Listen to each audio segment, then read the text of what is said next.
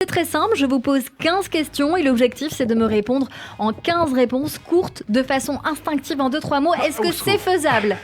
On peut essayer, mais je suis pas très bon Allez, pour ça. essayons de faire court. Luc Ferry, la recette promis. de l'amour, c'est... La quoi, pardon? La recette de l'amour.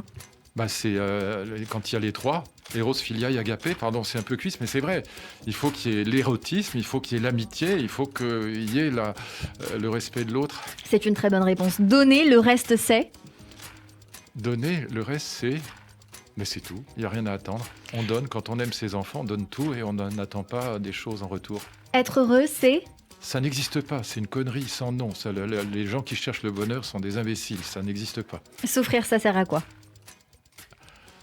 Quelquefois, il y a des bonnes et des mauvaises souffrances. La torture est ignoble, mais il y a dans le travail, même intellectuel, il y a des moments de souffrance extrême. Moi, j'ai traduit la critique de la raison pratique de Kant. Je ne me suis pas amusé tous les jours, mais ça m'a permis d'apprendre énormément de choses. Oui. Notre histoire sert à... Rien. Il n'y a pas d'enseignement, je vous le disais tout à l'heure. On enseigne l'histoire, mais l'histoire n'enseigne rien. Il faut qu'on en fasse soi-même quelque chose. Votre philosophie de vie? L'amour, évidemment, c'est la seule chose qui compte. Je vous parlais des trois amours. Et quand il y a les trois, c'est vraiment merveilleux. Oui, c'est ça qui donne du sens à la vie, bien sûr. C'est banal, mais c'est vrai. D'où vient la connaissance? Alors, un biologiste vous dirait du cerveau, mais un philosophe comme Platon vous dirait d'un manque. Quelque chose nous manque et ça donne un appétit de connaissance. Et donc, c'est ce manque qui est un peu comme le désir, comme les autres désirs, y compris sexuels. Mais ce manque est à l'origine de la connaissance. À l'heure où je vous parle, vous ressentez quelle émotion? Je suis assez calme. La force de la rhétorique pour vous, c'est... Le verbe est très important, la capacité à parler est quelque chose de très important et j'ai observé quand j'étais ministre de l'Éducation que moins la verbalisation était facile et plus la violence s'installait. Donc c'est très important aussi pour ça de lutter contre l'illettrisme. Et la faiblesse de la rhétorique? C'est la sophistique, c'est-à-dire que les sophistes, Gorgias, Antiphon, Protagoras, c'était des gens absolument géniaux dans la rhétorique, mais c'était des menteurs, c'était des faiseurs. C'est le grand défaut des politiques, évidemment, c'est ce qu'on leur reproche toujours. J'allais vous demander, le pouvoir, c'est... Le pouvoir, c'est... il y a bien sûr le pouvoir de l'argent. C'est évident que quand on a énormément d'argent, on a aussi énormément de pouvoir. Mais moi, j'ai observé une chose, c'est que les femmes, notamment, elles sont plus intéressées finalement par la capacité de récit, c'est-à-dire l'humour, le récit, le fait de ne pas s'ennuyer, le fait de ne pas être ennuyeux. Au fond, quelqu'un qui est capable de raconter des choses et de ne pas être ennuyeux finit par être beaucoup plus séduisant que quelqu'un qui a simplement le pouvoir de l'argent ou le pouvoir politique. C'est pour ça que Woody Allen, par exemple, a eu la chance de rencontrer les femmes les plus belles du monde. C'est dur de faire court, Luc Ferry. Là, vous me posez-moi une question bête, alors. Non, une question bête, c'est compliqué, mais je vais faire une question qui est quand même très importante à vous poser. C'est votre engagement dans la vie se résume à... Non, je suis pas engagé. C'est pas, politiquement, vous l'avez dit, mais non. Moi, je suis un humaniste simplement. Donc, si je peux lutter contre l'horreur, c'est la meilleure chose que je puisse faire. C'est pour ça que je suis allé d'ailleurs au Trocadéro parler de Sarah Halimi ou que j'étais à la réunion que le ministre de l'Éducation a organisée sur Samuel Paty. C'est parce que je pense que le rôle qu'on a, c'est de lutter le plus possible contre l'horreur.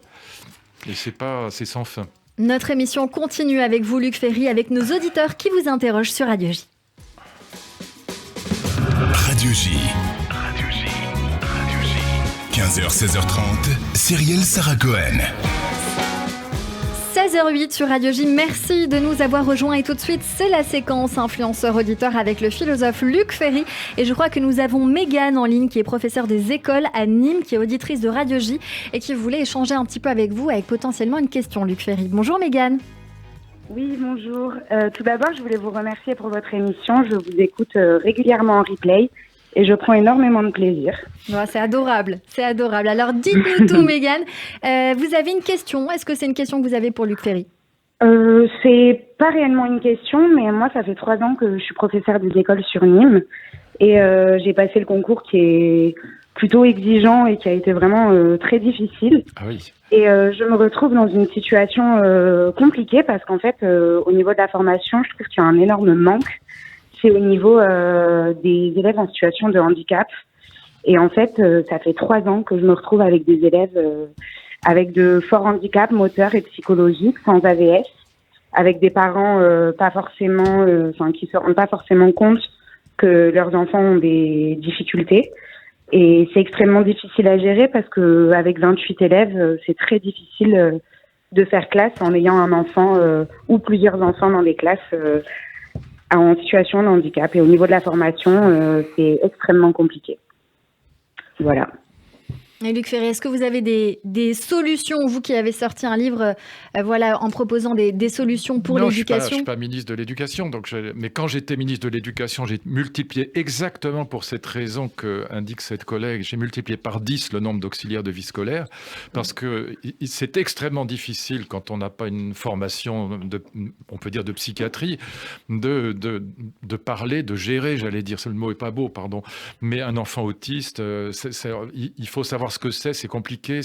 Et même quand on est psychiatre, c'est compliqué. Donc, on ne peut pas demander à des institutrices ou des instituteurs de gérer ces enfants-là sans avoir une formation extrêmement importante. Donc, oui, il faut des auxiliaires de vie scolaire. Et moi, j'avais créé énormément de CLIS et du pays, pardon, de ce jargon et du CNAT, mais c'était des classes spécialisées parce que précisément, on ne peut absolument pas demander à des instituteurs ou des institutrices qui n'ont pas cette formation de psychiatrie de s'occuper d'enfants aussi difficiles. Mais c'est un petit peu la même chose avec les sourds, avec les aveugles, c'est aussi compliqué, mais avec les autistes, c'est 1000 fois plus compliqué, il faut savoir. Et donc, aucun d'entre nous autour de cette table ne saurait faire. Donc, on ne peut pas demander aux instituteurs, aux institutrices de le faire sans formation, ça n'a pas de sens. Donc, c'est un vrai sujet. Mais ça, je ne suis pas ministre aujourd'hui, donc je ne peux pas vous donner une réponse. Il faut demander à Blanquer, mais c'est un vrai grand sujet. Chirac avait fait la loi handicap, il a été à l'origine de la loi handicap. On a fait ça avec Marie-Thérèse Boisseau et donc on avait fait une loi de programmation précisément pour former les instituteurs et les institutrices qui sont en charge de ces enfants. On ne peut pas les laisser comme ça sans formation, ça n'a pas de sens. Mais bon, encore une fois, je ne suis pas aux affaires maintenant, c'est fini. Est-ce que Mégane, vous auriez éventuellement une autre question non. Pour Luc Ferry Non, merci en tout cas pour votre réponse. Et voilà, quoi qu'il arrive au niveau de la formation, c'est le manque puisque aujourd'hui je me retrouve dans des situations extrêmement difficiles. Et vous avez quelle avec classe ? Le reste de la classe à gérer. Vous avez quelle classe ? CM1, CM2 ? C'est dans des classes des enfants déjà âgés, si je puis dire, enfin par rapport aux primaires ? Non, pas des grandes classes comme CM1, CM2, des classes plus petites. C'est plus petite, oui. Mais c'est vraiment dommage parce que c'est le rectorat qui peut gérer ça, mais c'est vraiment c'est vital, quoi. Je suis désolé de ne pas être là de pas être au ministère pour pouvoir faire quelque chose. C'est difficile de faire son métier du coup. Oui, je sais. Voilà. En espérant qu'il y ait des solutions qui arrivent, Mégane, il ne faut pas hésiter à écrire au ministère de l'Éducation pour tenter de trouver des solutions. Oui, merci. Au recteur, ou à l'inspecteur d'académie. Mais enfin, il faut en tout cas tirer la sonnette d'alarme. Si je peux m'y aider, c'est volontiers. Merci beaucoup Mégane d'avoir été notre auditrice aujourd'hui. Merci beaucoup. Et puis on a une question pour vous, si vous voulez bien, Luc Ferry, de Morgane, qui pose une question en disant: comment devient-on philosophe ? On l'entend ? Non, ça c'est une question que j'ai reçue par écrit. C'est une question écrite, d'accord. Voilà. Écoutez, pour moi, ça s'est passé comme ça. J'ai un frère qui a 5 ans de plus que moi et qui était en terminale et qui lisait les fondements de la métaphysique des mœurs ou la préface de la critique de la raison pure de Kant. Et puis il m'a dit: tu devrais regarder ça. Et puis j'ai regardé ça et j'ai découvert un texte et au fond une manière d'écrire qui manifestement n'était ni de la science ni de la littérature. C'était ni de la physique et des maths, ni non plus un roman. Et c'était imbitable, c'était absolument incompréhensible. Le texte commençait par la question des jugements synthétiques a priori, ce qui ne facilite pas la conversation. Et donc je me suis dit, il faut que je comprenne de quoi il s'agit. Et donc j'ai lu cette critique de la raison, cette préface de la critique de la raison pure, puis les fondements de la métaphysique des mœurs de Kant. Et puis j'ai vu qu'au fond, c'était ni de la littérature ni de la science, mais que ça traitait des questions les plus importantes de la vie, c'est-à-dire la question de la vérité, puis la question du sens de la vie. Et donc c'est ça qui m'a absolument passionné. Et puis je suis passé d'abord vraiment par l'histoire de la philosophie. Je pensais être un vrai historien de la philosophie, et parce qu'on est des nains juchés sur le dos de géants. Puis après, je pense que quand on est passé par l'histoire de la philosophie, on peut essayer de penser par soi-même. Merci beaucoup Luc Ferry d'avoir répondu aux questions de nos auditeurs. N'hésitez pas à nous contacter tous les jours du lundi au mercredi pour questionner notre invité par téléphone ou même nous envoyer vos questions par écrit sur cyrielsaracohen@gmail.com ou encore sur notre compte Instagram de Radio J. Alors on passe tout de suite à la suite. Radio J. Vous écoutez Radio J. Et on n'allait pas vous laisser comme ça, Luc Ferry, bien sûr, avec tout ce qu'on s'est dit, on devait conclure. Et tout de suite, c'est le débrief de Judith Cohen-Solal. Bonjour Judith. Bonjour Cyrielle. Alors, bonjour Monsieur le Ministre, je suis très j'aime heureuse. bien qu'on me dise ça. On peut aussi m'appeler Ta Majesté, comme Alors, amicalement vôtre. Mais comme vous avez dit tout à l'heure, qu'en fait, quand on vous a dit vous étiez ministre, Oui. alors vous avez dit mais pourquoi vous mettez à l'imparfait, je suis encore vivant. Moi, je vous trouve en effet très vivant. Alors, je vous appelle Monsieur le Ministre. Voilà. C'est Et gentil. c'était vraiment très intéressant de vous écouter. J'ai envie de dire, ce qui est incroyable, c'est que, évidemment, je vous ai entendu plusieurs fois à différents colloques, dans des conventions, tout ça. Et d'une certaine manière, on pourrait se dire, bon, bah, Luc Ferry, ça va, on connaît. Bah, non, en fait, c'est incroyable. On écoute avec intérêt, c'est toujours plein de fraîcheur, et on se dit, mais bon sang, mais c'est bien sûr. Et là, je trouve que c'est incroyable. Alors, je dirais peut-être que la chose qui m'a... Enfin, il y a plusieurs choses, parce que c'est difficile d'en dire qu'une, mais j'ai envie de dire que vous avez envie de comprendre. Voilà, vous avez terminé avec ça, vous avez dit vous voulez comprendre les questions importantes, le sens de la vie, et que c'est comme ça que vous étiez arrivé à être philosophe. Alors, je comprends bien, parce que du coup, rien n'est vraiment simple, en tout cas, rien ne peut être à l'emporte-pièce, résumé. Alors, c'était très marrant, parce que le tac au tac, ça vraiment, c'était pas vraiment un tac au tac. Le tac au tac, c'est elle dit un mot, vous en dites un autre, les autres font comme ça. Mais non, vous, ça marche pas, parce que vous avez envie d'être précis, d'être juste, de dire les choses. D'ailleurs, vous avez un côté comme ça très professoral, puisque même quand Cyrielle cite quelque chose et cite une citation précise, vous dites non. Oui, c'est écrit ça, mais en fait, c'est pas exactement ce que je voulais dire. Vrai. Du coup, on comprend que... Je suis odieux, c'est ça. Non, je veux dire que vous êtes dans la complexité. C'est merveilleux parce que, à la fois, vous êtes dans la complexité, mais vous n'êtes pas dans le verbiage. Donc, c'est intéressant, c'est clair. Voilà, c'est quelque chose, vous dites les choses de manière claire, et pourtant, vous les complexifiez. Vous voulez pas qu'on se résume ou qu'on se... j'ai envie de dire, qu'on se contente de choses comme ça faciles à l'emporte-pièce. Puis alors, vous n'avez pas le goût de la facilité, parce que quand même, vous prenez des positions, ça rigole pas. Donc, contre le wokisme clair et net, vous avez même dit dans le tac au tac, les femmes sont plus intéressées. Je me suis dit, oulala, les femmes sont... il va se faire engueuler, Jean-Luc Ferry, s'il y en a qui écoutent ça. Mais bon, c'est important. J'aime bien ce côté, justement, où vous osez quelque chose. Vraiment, vous dites des choses sur l'éducation qui sont très actuelles. Alors, c'est vrai qu'on ne peut pas vous parler de vol imparfait, puisque si j'ai bien compris, vous aviez fait des propositions et tout un programme il y a 17 ans qui est maintenant en train d'être adopté. Exactement. Alors ça, vraiment, on peut dire que vous êtes dans l'actualité. Bon, vous êtes gaulliste. Alors moi, j'aime bien De Gaulle.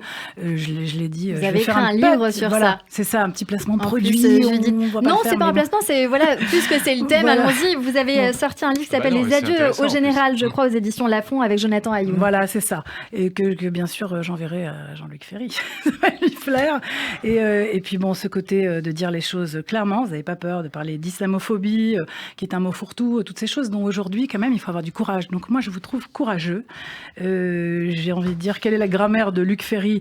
Ben, c'est un érudit qui dit, vous êtes éducateur, enfin je dirais quand même que éducateur un jour, éducateur toujours, parce que ce sens de la transmission qu'on ressent, et du coup c'est pour ça que ça reste toujours intéressant, et on sent que les choses qui se passent autour de vous, vous avez toujours envie d'en parler, quelque chose à en penser, une leçon à en tirer, ça c'est magnifique.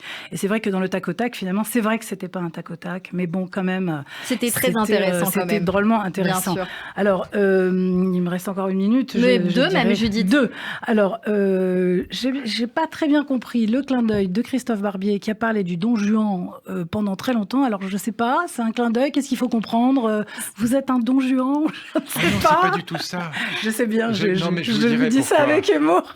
Non, bien je sûr. sais, mais je vous dirai J'ai pourquoi. compris qu'il y avait j'ai compris qu'il y avait un clin d'œil, mais du coup, ça m'a fait rire parce que je me suis dit, les auditeurs qui écoutent, et puis moi-même, j'étais Ça fait là, partie des en train de me goûts. dire, Ça fait partie des goûts de Luc Ferry, de ce qu'il aime, et donc c'est la chronique théâtre. J'ai bien compris, mais du coup, mais on c'était aimerait marrant. trouver le lien. Voilà, le Bon, liant. Après, Jean-Luc Ferry ne manque pas de charme. Luc Ferry va vous le pardon. dire. Luc Ferry ne manque pas de charme, donc bon, pourquoi pas. Mais il nous le dira. Et puis, la musique, moi, je suis passionnée par Bach. Je trouve aussi que tout est dans Bach, c'est l'essentiel. Voilà.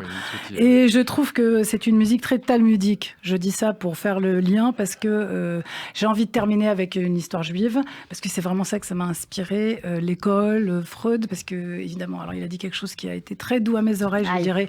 Il n'aime pas beaucoup l'éducation positive, il est plus branché par la psychanalyse. Alors moi, je suis psychanalyste, évidemment. C'était trop sympathique de me dire ça, que faire le lien entre la philosophie et la psychanalyse. Et alors, je finirai par une histoire drôle, une histoire de l'humour juif que Freud a rappelé dans ses écrits. C'est le petit Jacob qui rentre chez lui. Il a des parents communistes et il va à l'école, évidemment, pas à l'école juive, il va à l'école publique, laïque. Voilà. Alors, il rentre chez lui et son père lui dit « Qu'est-ce que tu as appris aujourd'hui ?» Alors, il dit « J'ai appris la Trinité. » Alors, le père lui dit « Comment ça, la Trinité? Alors moi, je t'envoie à l'école pour que tu apprennes la République, pour que tu apprennes des choses importantes, et on t'apprend la Trinité. Mais qu'est-ce que c'est que cette histoire? Alors écoute-moi bien. Nous, on est juifs. Chez nous, il n'y a qu'un seul Dieu, et on n'y croit pas. Et ben voilà, c'est un petit peu ça. Merci beaucoup Judith Cohen-Solal pour ce débrief en profondeur dans votre intimité. Luc Ferry, vous êtes psychanalyste et auteur des Adieux au général. Et vous restez avec nous et Luc Ferry, on poursuit avec un coup de cœur musical tout de suite. Restez en notre compagnie sur Radio J.